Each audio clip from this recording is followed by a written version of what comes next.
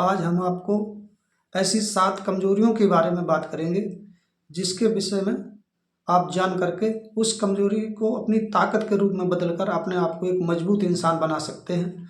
तो आइए जानते हैं उन विषय के बारे में क्या है। सबसे पहले लोगों की याददाश्त याददाश्त बहुत कमज़ोर होती है कई लोगों की।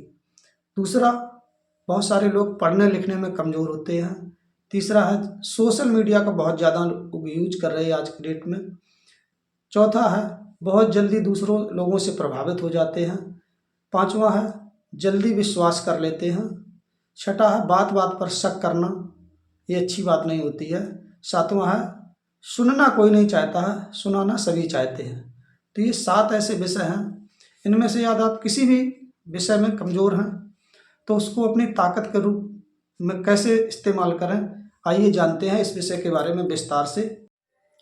नमस्कार साथियों, मैं अनिल कुमार आज आपके सामने एक नया टॉपिक लेके आया हूँ जिसका नाम है अपनी कमजोरी को ताकत कैसे बनाएं।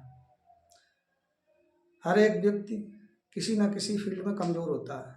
इस धरती पे कोई ऐसा व्यक्ति नहीं है जो सभी कलाओं से संपन्न हो। यदि वो सभी कलाओं से संपन्न हो जाएगा तो वो फिर इंसान नहीं, वो भगवान कहलाएगा। इसलिए अपने आप को कभी कमज़ोर मत समझें और ये मत समझें कि मैं इस कार्य में निपुण नहीं हूँ। कोई भी व्यक्ति इस धरती पर निपुण नहीं है। कुछ लोग उस काम को कम जानते हैं, कुछ लोग ज़्यादा जानते हैं और कुछ लोग उसके बारे में बहुत अधिक जानते हैं। बस इतना सा ही फ़र्क है। तो आइए जानते हैं कि कौन कौन सी कमजोरी होती है। ज़्यादातर लोगों को देखा जाए तो ये पाया गया है कि वो लोगों का नाम याद नहीं कर पाते हैं।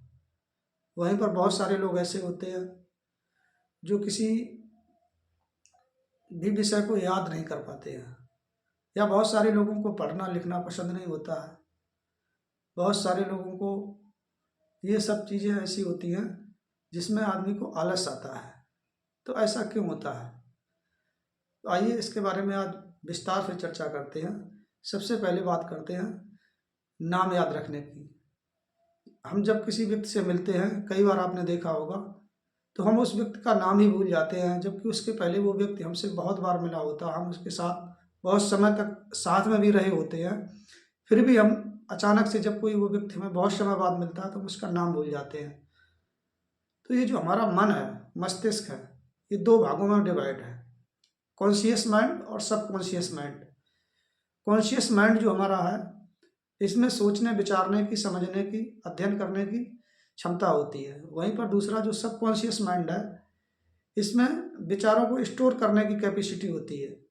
यदि आप किसी कार्य को बार बार करते हैं, पुनरावृत्ति करते हैं, तो इसमें परमानेंट जाकर के रजिस्टर्ड हो जाता है, यानी कि ये हमारी एक परमानेंट मेमोरी है। और इस मेमोरी को यदि हम बहुत समय तक यूज नहीं करते हैं तो वो क्या होता है, बहुत गहराई में अंदर फाइलों में दब जाता है, या कई बार वो डिलीट भी हो जाता है। इसलिए जब हम किसी व्यक्ति को बहुत समय के बाद देखते हैं तो हमें उसका नाम याद नहीं आता है, और हम लोग ऐसा महसूस करते हैं कि पता तो है मुझे, ये व्यक्ति के बारे में चेहरा तो समझ में आ रहा है ये, लेकिन मुझे नाम ही नहीं पता है कि आखिर में है कौन। तो ऐसा वो सिर्फ इसीलिए होता है कि हमारा जो है ये मस्तिष्क 2 भागों में डिवाइडेड होता है, कॉन्शियस माइंड और सबकॉन्शियस माइंड। हमारा जो कॉन्शियस माइंड है ये सिर्फ पिक्चर में सोचता है, ये किसी भी चीज़ की इमेज बनाता है और इमेज में ही मतलब जो है ये स्टोर कर पाता है। तो आपने देखा होगा कि जब भी आपने कोई मूवी देखी होती है और उस मूवी का आपको बहुत ज़्यादा कुछ नहीं याद रहता है, थोड़ा बहुत घटनाएं उस मतलब आपको याद रहती है, वो पिक्चर में याद रहती है। इसीलिए आपको मूवी बहुत जल्दी से मूवी की स्टोरी याद हो जाती है। जबकि और पढ़ने लिखने में ऐसा नहीं है। यदि आप पढ़ते लिखते हैं तो उसमें कोई आपकी मेमोरी इस टाइप की फ़ोटोज भी नहीं होता। जो आपने देखा होगा जो छोटे बच्चों की किताबें होती हैं उसमें पिक्चर्स होते हैं। फ़ोटो क्यों दिए जाते हैं, क्योंकि बच्चे जो है उस चीज़ से रिलेट कर पाते हैं फ़ोटो से कि ये किस चीज़ का फ़ोटो है। मान लीजिए उसमें एक एप्पल दिया है और एप्पल लिखा भी है, बनाना का फ़ोटो दिया है और बनाना लिखा भी है। इस तरीके से बच्चे अल्फ़ाबेट को या किसी भी चीज़ को बहुत जल्दी से समझ पाते हैं। ऐसे नंबरिंग में दिया होता है, नंबरिंग में दिया है 1 2 3 4 5 करके ऐसे दिया रहता है 10 तक। तो उसमें 1 अंगूर दिया होगा, फिर 2 अंगूर दिए होंगे, फिर 3 का पिक्चर होगा। ऐसे करके हमारे बच्चे जो होते हैं ना, वो पिक्चर्स में याद कर लेते हैं, बहुत जल्दी उन्हें याद हो जाता है। तो साथियों, ये तो हो गया एक विषय। यदि आप पढ़ने में कमज़ोर हैं तो आपको क्या करना होगा।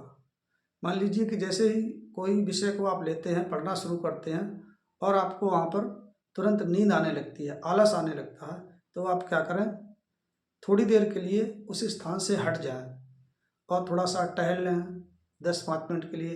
या फिर आपके पास पानी है तो आप पानी पी लें, या आप टी या कॉफ़ी लेना चाहते हैं तो आप उसे ले लें, लेकिन उस समय के लिए, कुछ क्षण के लिए आप उस स्थान को छोड़ दें। इसके बाद पुनः आकर के आप उसी काम में लग जाएं, यानी कि पढ़ने में लग जाएं। और उस समय जब आप पढ़ रहे हों तो आपको अपनी पोजीशनिंग जो है वो सीधी रखनी है। आपकी जो रीढ़ की हड्डी है वो हमेशा सीधी रहनी चाहिए और थोड़ा सा झुकाव आपके बुक्स की तरफ होना चाहिए, जो भी आप पढ़ रहे हैं। यदि आप ऐसा करते हैं तो आपको आलस कम आएगा और पढ़ने में आपका इंटरेस्ट ज़्यादा रहेगा। अपने आप अगर इंटरेस्टिंग सब्जेक्ट को पढ़ते हैं तो आपको पढ़ने में ज़्यादा आनंद आएगा। यदि आपको इंटरेस्ट का सब्जेक्ट नहीं है तो आपको निश्चित तौर पर कुछ समय के बाद नींद आने लगेगी। इसलिए आप अपनी पोजीशनिंग का ध्यान रखें और उसमें इंटरेस्ट जगाएं जिस भी विषय को आप पढ़ते हैं। ठीक इसी तरीके से यदि आपकी लिखावट बहुत ख़राब है, यानी कि लिखने में आप बहुत कमज़ोर हैं, आपकी राइटिंग इतनी ख़राब है कि आप खुद ही अपने आप को जो है गिल्टी महसूस करते हैं, तो आपको क्या करना होगा, आपको बार बार राइटिंग का अभ्यास करना होगा। आप बार बार 1 से 2 पेज डेली लिखें और जब आप ऐसा करेंगे महीने, 2 महीने, 3 महीने, तो आप कुछ समय के बाद पाएंगे कि आपकी राइटिंग में सुधार होता चला जा रहा है और एक समय ऐसा आएगा कि आपकी राइटिंग बहुत ही बेहतरीन तरीके की होगी, कंप्यूटर की तरह आप टाइपिंग करने लगेंगे। लेकिन ये प्रैक्टिस आपको लगातार कम से कम जो है 3 से 5 महीने, 6 महीने, 1 साल तक लगातार करनी होगी, तभी आप इस लिखने की, राइटिंग के सब फील्ड में आपको सफलता मिलेगी। आज के समय को देखा जाए तो आज का ज़माना सोशल मीडिया का ज़माना है और इस सोशल मीडिया के समय में व्यतीत करते हैं। तो अपने इस सोशल मीडिया टाइम को कैसे रिड्यूस करें। सोशल मीडिया यूज करना आज के ज़माने की, आज के समय की मांग है। सभी लोग सोशल मीडिया यूज करते हैं और जो नहीं करते हैं वो इससे अछूते हैं और कुछ दुनिया के बारे में वो जान भी नहीं पाते हैं। इसलिए सोशल मीडिया का उपयोग कब करना चाहिए, कितना करना चाहिए, कैसे करना चाहिए, यदि आप ज़्यादा यूज करते हैं तो इस समय को रिड्यूस कैसे करें। आप पर्टिकुलर एक टाइम निश्चित कर लें कि मुझे सुबह 8 बजे के बाद ही अपना सोशल मीडिया को ऑन करना है और दिन में लंच के बाद आप 1 बजे से 2 बजे जब भी आप दोपहर का भोजन करते हैं उस समय आप 15 से 20 मिनट सोशल मीडिया को अपने चेक करेंगे, देखेंगे। शाम को आप जो है लंच के बाद, डिनर के बाद इसको देखेंगे 15 से 20 मिनट के लिए। यदि आप ऐसा पर्टिकुलर कोई भी टाइम निश्चित कर लेते हैं और उस टाइम पीरियड में यदि आप इसको लिमिटेड तरीके से यूज करते हैं। और दूसरा, नाइट में सोते समय, सोने से पहले आपको क्या करना है कि अपना सोशल मीडिया ही नहीं, अपने मोबाइल को जो है उसका इंटरनेट भी बंद कर देना है और जो है अगर हो सके, संभव हो सके तो आप उसे स्विच ऑफ करके ही सोएं। सुबह ही उसको खोलें और सुबह उठते ही आप सोशल मीडिया का यूज करना प्रारंभ ना करें। कम से कम आप 7 से 8 बजे के बाद स्टार्ट करें। सुबह आप अपने किसी भी एक अच्छे ऐसे कार्य के साथ करें जिसको आप पसंद करते हैं, उससे अपनी मॉर्निंग की शुरुआत करें। धीरे धीरे आपकी जो सोशल मीडिया की आदत है वो छूट जाएगी। हमने बहुत से ऐसे लोगों को देखा है जो जब किसी नए व्यक्ति से मिलते हैं और उसकी पहली नज़र में उससे बहुत जल्दी प्रभावित हो जाते हैं।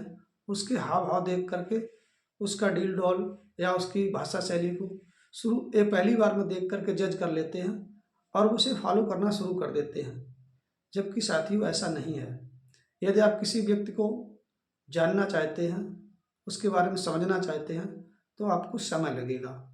अच्छी किताबें और अच्छे इंसान दोनों को पढ़ना पड़ता है, समझना पड़ता है। यदि आपने ये गलती की तो आप गलत ट्रैक पे जा सकते हैं, आप गलत संगत में फंस सकते हैं।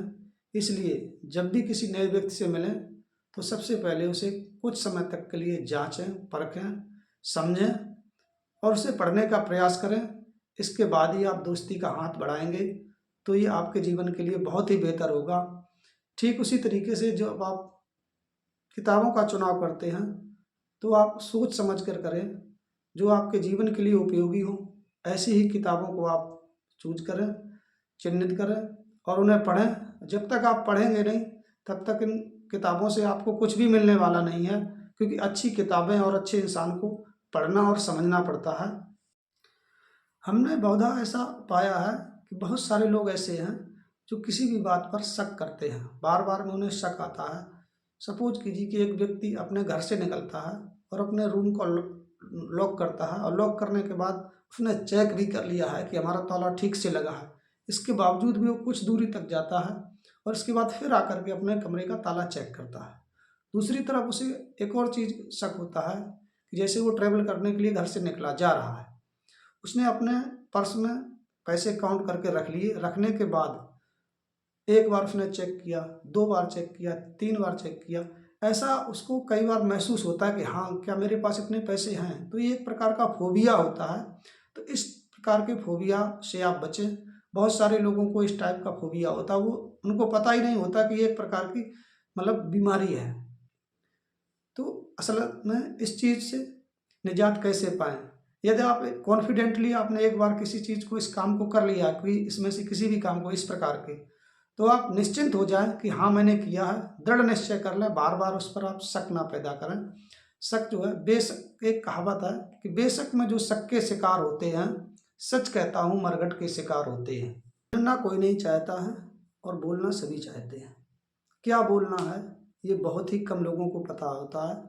ज़्यादातर लोग जब कोई विषय आता है उसमें बंदर की तरह छलांग मार के आ जाते हैं, और जो भी उन्हें बोलना होता है वो बोल करके 1 मिनट में अलग हो जाते हैं।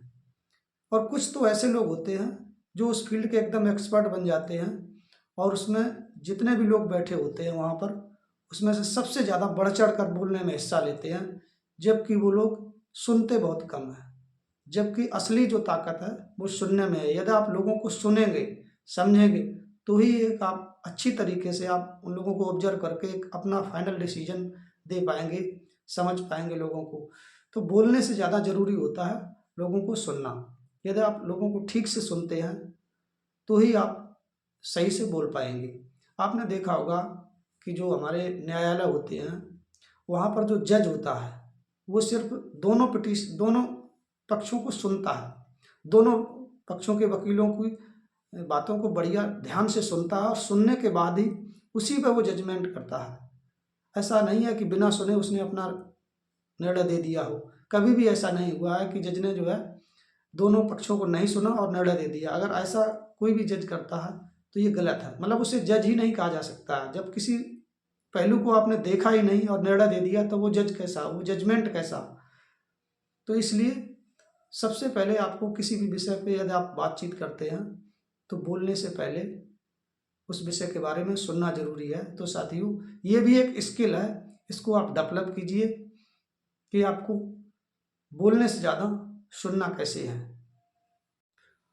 और यदि साथियों ये हमारा वीडियो आपको अच्छा लगा हो तो इसे लाइक, सब्सक्राइब और शेयर करना ना भूलें, क्योंकि हम आपके लिए ऐसी ही बेहतरीन वीडियो बनाते रहते हैं।